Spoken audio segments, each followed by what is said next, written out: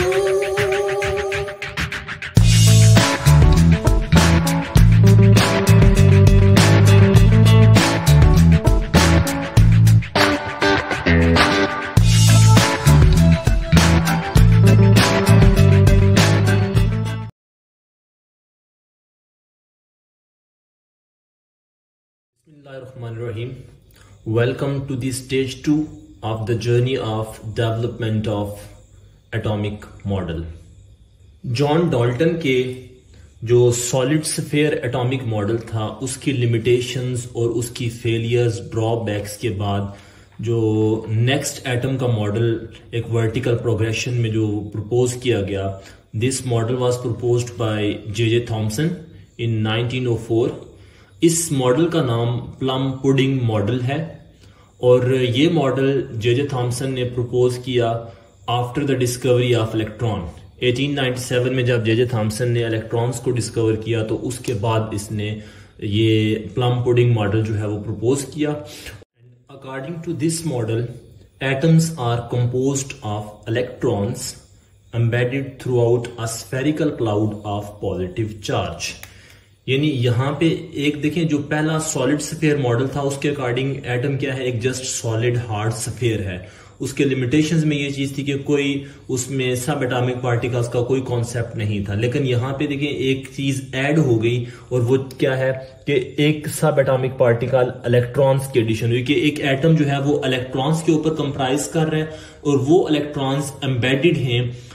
जो positive charge एक पूरा क्लाउड है, एक स्फेरिकल क्लाउड है, उसके अंदर जो है वो इलेक्ट्रॉन्स क्या है, दे आर एम्बेडेड. थॉमसन के इस एटॉमिक मॉडल को वाटरमेलन एटॉमिक मॉडल भी कहा जाता है. जैसा कि आप इस पिक्चर में देख सकते हैं कि ये जो आपको वाटरमेलन का रेड एरिया नजर आ रहा है, जो इसका पल्प है, that is similar to the positive charge. ये सारा एरिया जो है वो पॉजिटिवली चार्ज है, यानी एक एटम के पॉजिटिव चार्ज के साथ रिजेंबल करता है. और ये जो वाटरमेलन के सीड्स हैं, they are embedded like electrons की. जिस तरह इलेक्ट्रॉन्स एम्बेडेड हैं उस पॉजिटिव चार्ज स्फीयर के अंदर, तो सीड्स की एनालॉजी भी बिल्कुल ऐसे ही है कि जिस तरह सीड एम्बेडेड हैं वाटरमेलन के उस पल्प के अंदर, वैसे ही इलेक्ट्रॉन्स एम्बेडेड होते हैं एटम के पॉजिटिव चार्ज स्फीयर के अंदर. तो यानी ये कह लें कि एक रिजेंबलेंस है वाटरमेलन के साथ कि जिस तरह वाटरमेलन के सीड्स जो है वो एम्बेडेड हैं, ऐसे ही इलेक्ट्रॉन्स एम्बेडेड हैं पॉजिटिव स्फीयर के अंदर.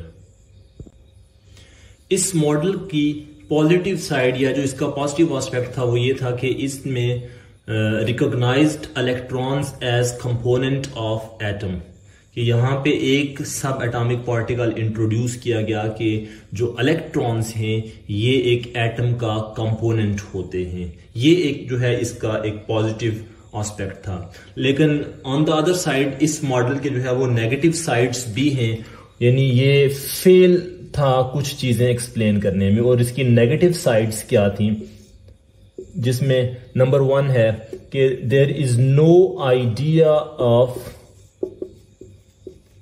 न्यूक्लियस. इसमें न्यूक्लियस का जो है वो कोई आइडिया नहीं, यानी जस्ट वो उस बाकी सारे पॉजिटिव चार्ज को जो है वो एक स्फीयर या पॉजिटिव क्लाउड या पॉजिटिव स्फीयर कंसिडर करता है. उसमें यहाँ पे किसी किस्म का कोई न्यूक्लियस का कोई कॉन्सेप्ट जो है वो नहीं दिया गया. और जो इसका दूसरा ड्रॉबैक था वो ये था कि it was failed to explain how positive charge holds the electron inside atom. कि वो जो हम पॉजिटिव स्फीयर बनाते हैं वो पॉजिटिव स्फीयर कैसे एक एटम के अंदर इलेक्ट्रॉन्स को होल्ड करके रखता है, इसके बारे में हमें कोई इंफॉर्मेशन इससे ना मिली. तो इट मीन्स कि this model is also not sufficient to explain the complete structure of atom. तो यानी हमें मजीद इसमें एटॉमिक मॉडल को इम्प्रूव करने की जरूरत है. तो इसके बाद हम स्टेज 3 पे जाके देखेंगे कि इसके बाद कौन सा एटॉमिक मॉडल प्रपोज किया गया और वो इस प्लम पुडिंग मॉडल की या वाटरमेलन एटॉमिक मॉडल की कौन सी लिमिटेशंस को एड्रेस कर रहा था.